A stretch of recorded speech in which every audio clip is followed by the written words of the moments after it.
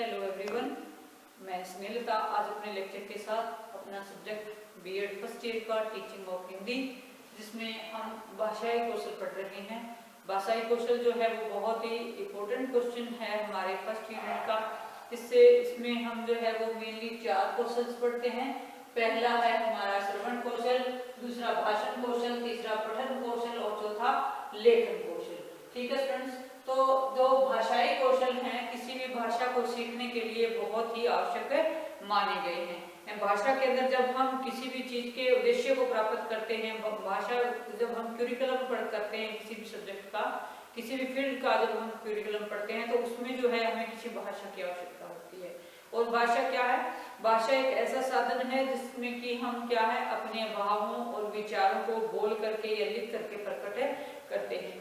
तो जो भाषाई कौशल है ये भी बहुत आवश्यक है किसी भी भाषा को सीखने के लिए, उसमें निपुणता हासिल करने के लिए। हम इससे पहले थोड़ा सा हमने श्रवण कौशल के बारे में पढ़ चुके हैं कि श्रवण कौशल क्या होता है, जिसमें हम जो है वो सुनते हैं और सुन करके अर्थ ग्रहण करते हैं। ठीक है, उसके बाद हमने भाषण कौशल के बारे में भी पढ़ा, जिसमें हमने ये कहा किस प्रकार से जो है हम भाषण के माध्यम से भी जो है अपनी योग्यता के अंदर विस्तार कर सकते हैं। आज हम पढ़ने जा रहे हैं पठन कौशल।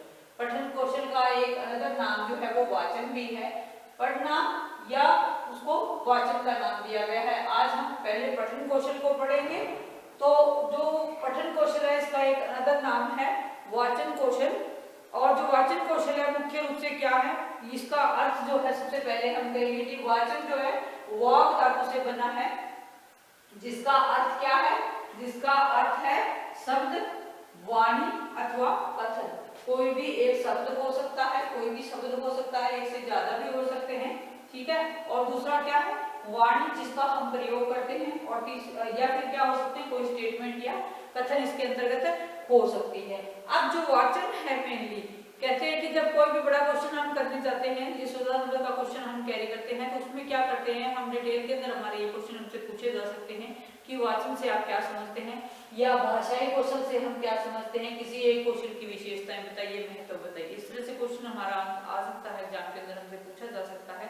तो कहता है कि जो लिखित या छपी हुई सामग्री का उच्चारण करना क्या कहलाता है, पठन कहलाता है। सबसे पहले हम इंट्रोडक्शन देंगे। इंट्रोडक्शन जैसे मैंने भी आपको कराया, ये सब आप इंट्रोडक्शन में दोगे। उसके बाद हम इसका मीनिंग करेंगे। मीनिंग भी जैसे मैंने बताया कि वाक धातु से बना है, जिसका अर्थ है शब्द, वाणी अथवा कथन। और अब इसका अर्थ हम सिंपली करें तो सिंपली अर्थ क्या है, सिंपली इसका अर्थ यही है कि जब हम किसी भी सामग्री को क्या है, छपी हुई सामग्री है या कोई लिखी हुई सामग्री, जब हम उसको पढ़ते हैं तो वो क्या कहलाता है, पठन कहलाता है। लेकिन यह क्या है, यह जो है वो वाचन का क्या है, एक संकुचित अर्थ है।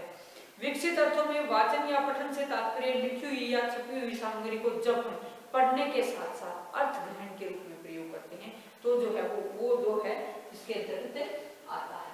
अब हम आगे इसमें बात करते हैं कि वाचन के 2 मुख्य रूप हैं, कौन कौन से हैं। पहला हमारा वाचन के 2 मुख्य रूप में से पहला हमारा आता है सस्वर वाचन, दूसरा हमारा आता है मौन वाचन। सस्वर वाचन जब हम शब्द के साथ बोलते हैं तो सस्वर वाचन कहलाता है, और जब हम मन ही मन में या स्वाध्याय हम करते हैं तो उसको हम क्या कहते हैं, मौन वाचन कहते हैं। तो जो सस्वर वाचन है यह हमारा व्यक्तिगत रूप से भी हो सकता है और सामूहिक रूप से भी हो सकता है। इसके सस्वर वाचन के 2 टाइप हैं, व्यक्तिगत वाचन और सामूहिक वाचन। इसी प्रकार से मौन वाचन के भी 2 टाइप हैं, कौन कौन से। पहला तो है व्यक्तिगत आएगा इसके अंदर। फिर इसने कहा कि जो व्यक्तिगत है वाचन है इसका प्रयोग कैसे करते हैं, कहाँ करते हैं और इसका अर्थ क्या होता है। सबसे पहले हम उसको पढ़ेंगे। थोड़ा सा मैं बता दूं कि जो व्यक्तिगत वाचन है उसको हम कहाँ प्रयोग कर सकते हैं, गद्य पद्य दोनों में ही संभव है। और ये क्या है, केवल पद्य में ही संभव है। जो व्यक्तिगत वाचन है वो क्या है, गद्य पद्य दोनों में ही संभव है, और ये क्या है, केवल पद्य में भी संभव है। यानी कि गद्य और पद्य दोनों के अंदर व्यक्तिगत जो है वो वाचन संभव है। ठीक है, और जो सामूहिक वाचन है वो क्या है, एक सेकंड, जो सामूहिक वाचन है वो केवल पद्य में ही संभव है, और जो ये व्यक्तिगत वाचन है वो क्या है, वो आपका गद्य और पद्य दोनों में संभव है। ये केवल पद्य में ही संभव, ये इस तरह से है स्टेटमेंट। ठीक है, और जो व्यक्तिगत वाचन है वो क्या है, गद्य में भी और पद्य में भी, दोनों में ही संभव है। ठीक है स्टूडेंट्स, तो ये तो हमारा था थोड़ा सा इसके बारे में। अब हम अगर बात करें कि वाचन के दो है, थोड़ा सा इसका विस्तार से बात करते हैं कि वाचन के दो रूप हैं हमारा, सस्वर वाचन और मौन वाचन, है ना। तो व्यक्तिगत वाचन किसने कहा, व्यक्तिगत वाचन वह होता है जब कोई एक व्यक्ति या एक विद्यार्थी पढ़ता है या कोई एक अध्यापक पढ़ता है और इंडिविजुअली पढ़ता है, तो वो क्या होता है, व्यक्तिगत हो जाता है। और जो सामूहिक है वो सामूहिक वाचन क्या होता है, जब हम किसी ग्रुप के अंदर या समूह के अंदर पढ़ते हैं तो वो हमारा क्या कहलाता है, वो हमारा सामूहिक वाचन कहलाता है। मौन वाचन क्या कहलाता है, जब हम स्वाध्याय करते हैं, चुप रह के करते हैं, जो है मन ही मन में, जिसको हम कहें दूसरे अर्थों में, सिंपल अर्थ में कहें कि जब हम मन ही मन में पढ़ते हैं तो वो हमारा क्या कहलाता है, वो हमारा मौन वाचन कहलाता है। ठीक है, अब जो है क्या है, मौन वाचन के अंदर हमने व्यक्तिगत वाचन पढ़ा। व्यक्तिगत वाचन में क्या है, गद्य और पद्य। देखिए साहित्य की दो मुख्य विधाएं कौन कौन सी, गद्य और पद्य, मैं पहले करवा चुकी हूँ। गद्य में जिसमें कि हमारा सारा जो है कहानियां, निबंध, संस्मरण, जीवन, रिपोर्टाज, टिप्पणियां वगैरह सारा कुछ आता है। पद्य के अंदर क्या आता है, पद्य के अंदर केवल हमारा क्या आता है, कविताएं, दोहे वगैरह ये चीजें आती हैं। तो यहाँ पर जो है वो दोनों रूप से ये शामिल हो सकता है। अब हम इसमें थोड़ा सा बात करें कि जो वाचन है या जो पठन है, पठन का, शिक्षण का क्या महत्व क्या है। अब हम थोड़ा सा महत्व के बारे में करेंगे कि महत्व क्या है इस चीज का।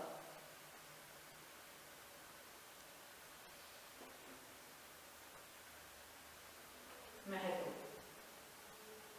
मैं थोड़ा सा ऊपर लिखूं इसको रख कर देती हूँ।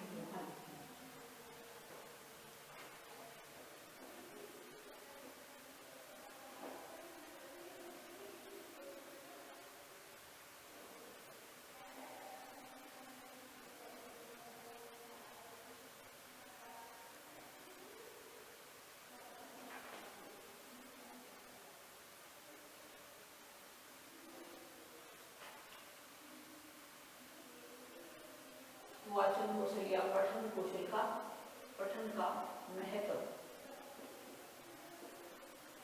क्या महत्व है, क्यों जरूरी है महत्व। कोई भी चीज ऐसे ही अननेसेसरी नहीं होती है, हर चीज का अपना एक महत्व है।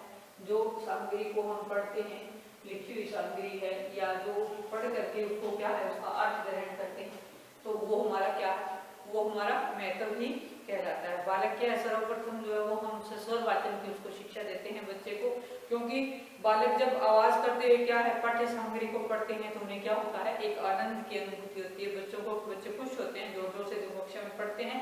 और जो सस्वर वाचन है क्या है, उसका जो अभ्यास है, शुद्ध उच्चारण की शिक्षा में हमें सहायता उसकी करता है। जब हम देखो छोटी कक्षा में होते हैं तो अध्यापक क्या करता है, अध्यापक जो है हमें बच्चे को क्या करता है, खड़ा कर देता है कि यहाँ खड़ा हो जाओ, तो पढ़ के सुना मुझे, या पढ़ के सुनाइए, हम ऐसे स्टेटमेंट देते हैं। तो बच्चे हैं पढ़ते हैं, जोर जोर से पढ़ते हैं, तो उससे क्या होगा, उससे जो बच्चे का उच्चारण है, कहाँ जो है शुद्ध है और कहाँ उसमें अशुद्धियां हैं, इसका पता हमें चल जाता है उससे, है ना।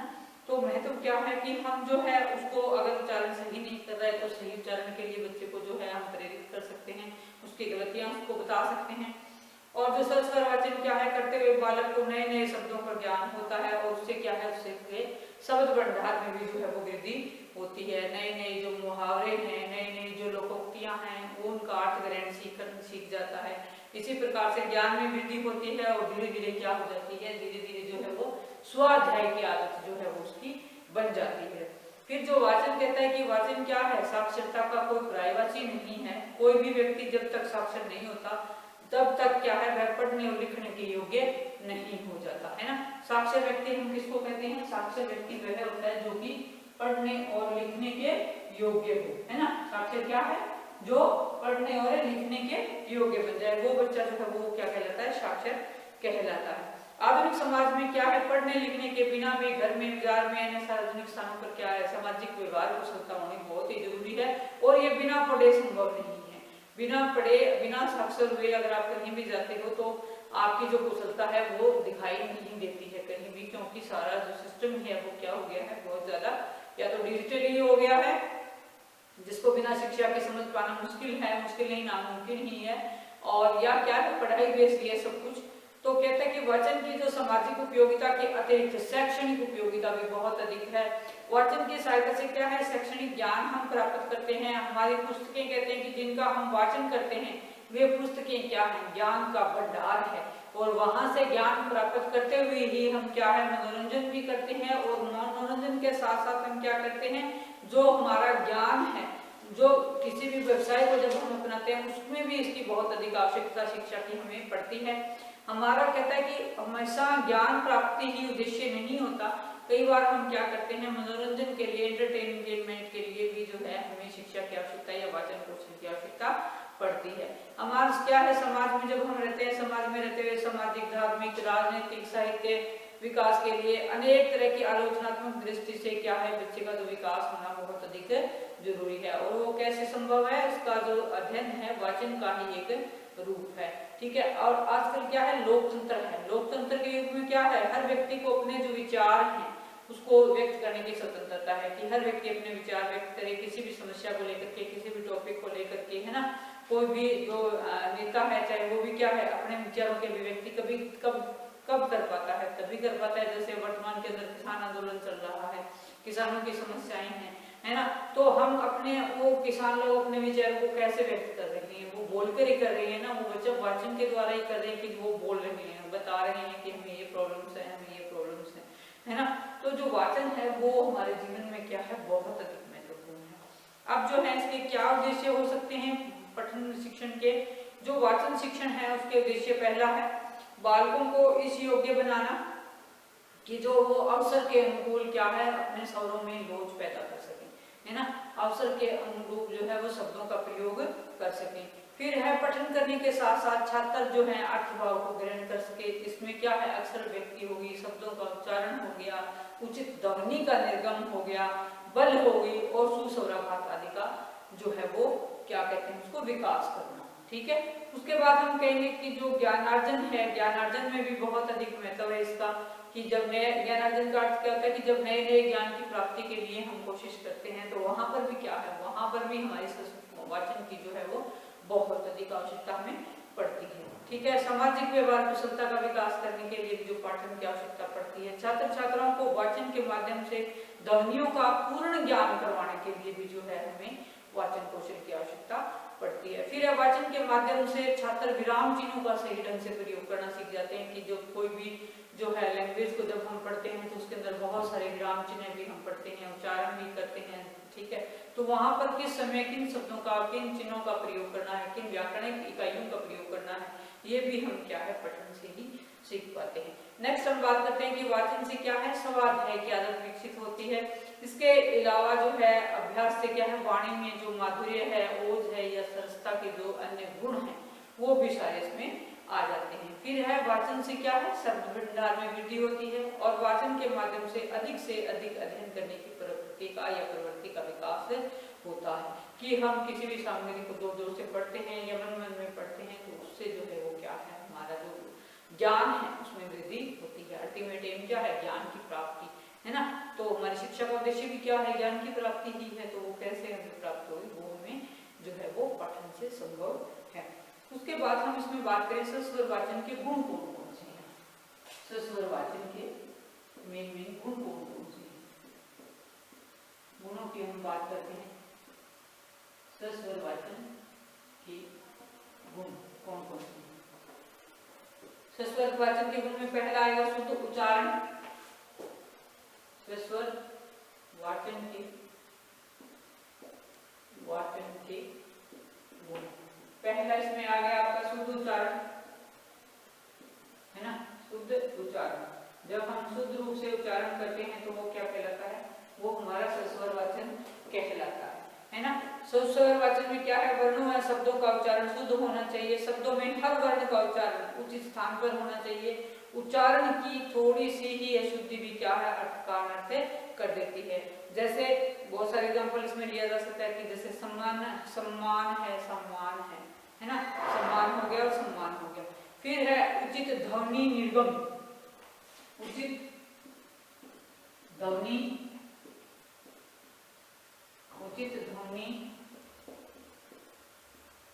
निर्गम की जो ध्वनियां हैं वो भी क्या है उचित जगह से निकलनी चाहिए, हमारे मुख के उचित भाग से निकलनी चाहिए।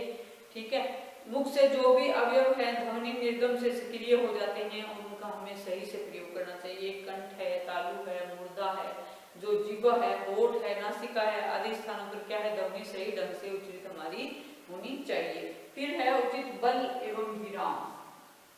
उचित बल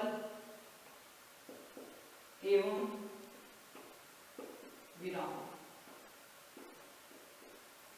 हमारा जो क्या है, उचित बल हमें देना है और उचित विराम जो है वो हमें देना है। फिर क्या है, जो है पठन सामग्री में जिस प्रकार से भाव विचार हो उसी प्रकार से बल का प्रयोग करना चाहिए। कहाँ हमें कम रुकना है, कहाँ अधिक रुकना है, कहाँ प्रश्न सूचक ध्वनि का हमें प्रयोग करना है। जैसे कि एक एग्जांपल हम लेते हैं कि रोको मत जाने दो या रोको मत जानो, मत जाने दो, इस तरह के जो वाक्य हैं वहां पर कहाँ पर हमने जो उचित बल देना है, कहाँ पर हमें रुकना है, कहाँ पर हमें आगे बढ़ना है, इन सब चीजों का भी जो है हम क्या करेंगे, पठन कौशल के अंदर या स्वर वाचन करते समय इन चीजों का ध्यान हम रखेंगे। फिर है उचित लय एवं गति। उचित लय एवं गति, उचित लय एवं गति। बोलते समय क्या है, हमें लय का भी ध्यान रखना है और गति का भी ध्यान रखना है। ठीक है, तो ये थे हमारे सस्वर वाचन के गुण। शुद्ध उच्चारण, उचित बल, ध्वनि, निर्गम, उचित बल एवं विराम, उचित लय एवं ध्वनि। इसके अलावा भी और कई सारे पॉइंट्स हैं इसके आपके, वो मैं अभी आपको बता रही हूँ।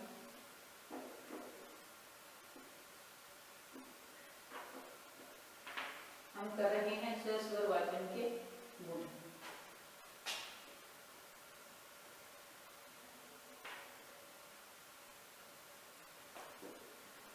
इसमें आगे क्या है, इसमें उचित हाव भाव है, उचित वाचन मुद्रा है, उचित जो है वो क्या है, उचित स्वर माधुर्य है आपका, वो भी इसमें आएगा।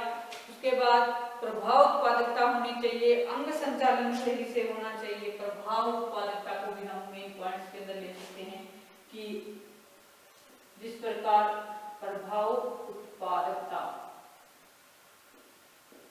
और एक पॉइंट इसके अंदर हम लेंगे उचित अंग संचालन, उचित अंग संचालन,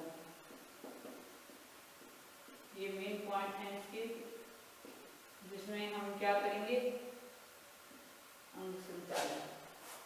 ठीक है, प्रभाव उत्पादकता क्या होती है, जब कोई चीज प्रभावित ढंग से या किसी चीज का प्रभाव उस पर पड़ता है, अच्छे ढंग से प्रभाव पड़ता है, उसको प्रभाव उत्पादकता कहते हैं। वाचन में क्या है, प्रभाव लाने हेतु पाठक की दृष्टि क्या होनी चाहिए, पाठक की जो दृष्टि है वो वृद्धि व्यापक होनी चाहिए, है ना। उसकी दृष्टि केवल क्या है, पुस्तक पर भी ना होकर के क्या होनी चाहिए, धारा प्रवाह पर होनी चाहिए, कि आपकी जो धारा प्रवाह है किसी चीज को पढ़ाने का वो बीच में टूटना नहीं चाहिए, है ना। कहीं आप एक टॉपिक को पढ़ाते पढ़ाते ज्यादा ही रुक जाते हो या कहीं और चले जाते हो बीच में ही, तो वो धारा प्रवाह वहां पर क्या है, भंग हो जाता है। ऐसा हमें नहीं करना है। ऐसा करने से वाचन में क्या है, जो सही ढंग से जब हम करते हैं तो जो हमारा वाचन है उसमें क्या है, प्रभाव उत्पादकता आ जाती है। फिर है वाचन करते समय पाठक को क्या है, शारीरिक जो अंग हैं हमारे, जैसे आंख हो गया, सिर हो गया, मुंह हो गया, भौहें होगी आदि, क्या है, स्वाभाविक ढंग से ही रखनी चाहिए। उसमें बहुत ज्यादा एक्स्ट्रा जो लोग बॉडी मूवमेंट करते हैं तो वो जो है वो सही नहीं लगती है। तो हमें क्या है, हमें अपने अंग संचालन का भी ध्यान रखना है। उसके बाद नेक्स्ट पॉइंट इसमें है स्वाभाविकता। स्वाभाविकता, स्वाभाविकता,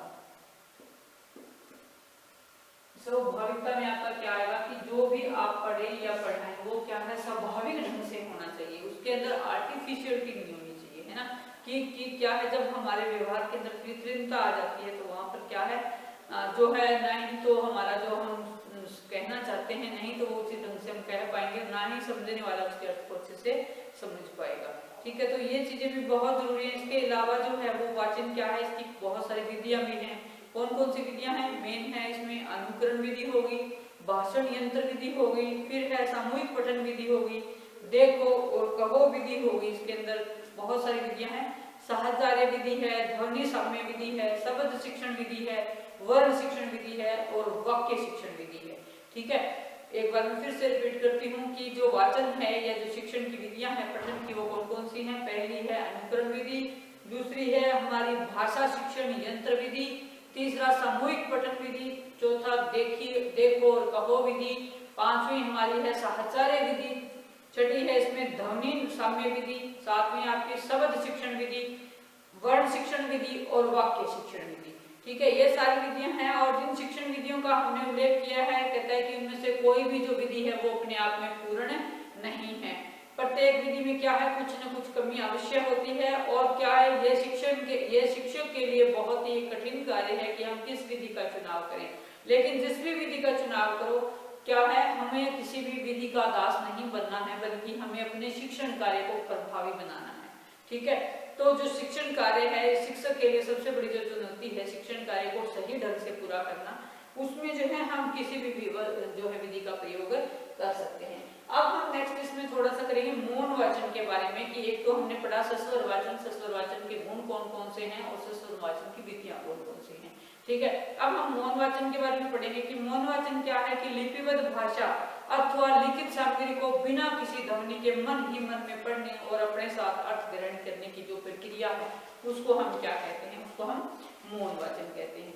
मौन वाचन का महत्व क्या है, मौन वाचन का महत्व क्या है, छात्र छात्राओं को किसी भी जो सामग्री है, लिखित सामग्री है, उससे अपने विचारों तक पहुंचने में सहायता मिलती है ना, कि सामग्री है हम उसको चाहे सस्वर वाचन के साथ बोले चाहे मन मन में पढ़े, उद्देश्य तो वही सेम ही रहते हैं हमारे। इसमें क्या है, उसमें हम बोलकर पढ़ते हैं, इसमें हम बोलकर नहीं पढ़ते। इससे क्या है, छात्रों की चिंतनशीलता का विकास होता है और क्या है, इससे बुद्धि का भी विकास होता है, कल्पना शक्ति का भी विकास होता है। इसके साथ साथ क्या है, मौन वाचन में व्यक्तिगत क्षमता का बहुत अधिक महत्व होता है, जिसमें क्या है उसकी क्षमता के अनुसार जो है बच्चा पढ़ सकता है। ठीक है, उसके बाद स्वाध्याय की आदत विकसित होती है। मेन पॉइंट जो इसका यही बनता है कि स्वाध्याय की आदत विकसित होती है। एकांत के क्षणों में क्या है, जो बच्चा है वो लिख करके या देख करके उसको मन मन में पढ़ भी सकता है और आनंद उठा सकता है। इसके अलावा क्या है, तीव्र गति से वाचन कर सकता है कि जब हम बोलते हैं तो उसमें थोड़ा टाइम लगता है, लेकिन जब मन मन में हम पढ़ते हैं तो वहां पर हम क्या कर सकते हैं, वहां पर जो हमारा टाइम है वो कम लगता है। ठीक है, उसके बाद मौन वाचन के उद्देश्यों की अगर हम बात करें, मौन वाचन के उद्देश्य क्या है, जो सामग्री है छात्र कम से कम समय में अधिक से अधिक सामग्री को आत्मसात कर सके, है ना।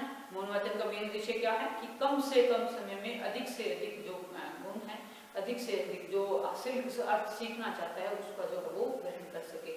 फिर लिखित सामग्री को पढ़ करके उसका अर्थ समझ सके, तीव्र गति से समझ सके और छात्रों में चिंतन और तर्क वितर्क की शक्ति का विकास करना और परिचित शब्दावली जो है उससे सक्रिय रूप उसको देना। ठीक है, फिर मौन वाचन के जिन उद्देश्यों का उल्लेख किया गया है उनकी प्राप्ति तब तक संभव नहीं है जब तक कि वातावरण जो है वो उनके अनुकूल न हो बच्चों की, है ना। पढ़ने के लिए, मौन वाचन करने के लिए क्या है, एकांत वातावरण की हमें आवश्यकता होती है, उपयुक्त वातावरण की हमें आवश्यकता होती है।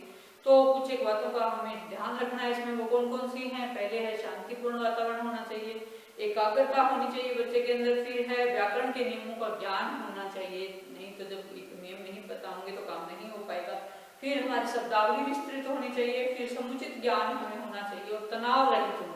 अगर हम अपने आप में ही खोए रहेंगे तो तनाव में अगर रहेंगे तो हम आगे नहीं बढ़ पाएंगे, है ना।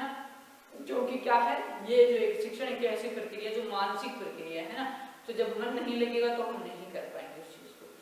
तो कहते हैं कि जिन बातों का उल्लेख किया गया है वो कितनी ही पूर्ण क्यों ना हो, कुशलता के अभाव में वाचन शिक्षण के उद्देश्यों की प्राप्ति नहीं हो सकती। इसलिए जो है शिक्षक को यह जानने का प्रयास करना चाहिए कि बालक कहाँ किस लिखित रूप को समझने में सफल हुए हैं और क्या है। बीच बीच में जो है हमें बच्चों से प्रश्न भी पूछने चाहिए पढ़ाते समय बच्चों को, ताकि जो है वो छात्र छात्राएं क्या है ध्यान वाचन सामग्री की ओर उनका रहे। तो ये था स्टूडेंट्स हमारा पठन कौशल या वाचन कौशल जिसको हमने अभी पढ़ा। हमारा इसके बाद एक क्वेश्चन और रहता है लेखन कौशल। पठन कौशल में हमने दो चीजें पढ़ी हैं, हमारा जो सस्वर वाचन है और मौन वाचन है। सस्वर वाचन के भी हमने भेद पढ़े आगे, व्यक्तिगत और सामूहिक, और इसी प्रकार से जो है वो मौन वाचन के भी पढ़े कि मौन वाचन सिर्फ व्यक्तिगत रूप से हो सकता है और ये जो है गद्य और पद्य दोनों में ही इसका प्रयोग जो है वो संभव है। तो ये था हमारा आज का लेक्चर भाषाई कौशल पर।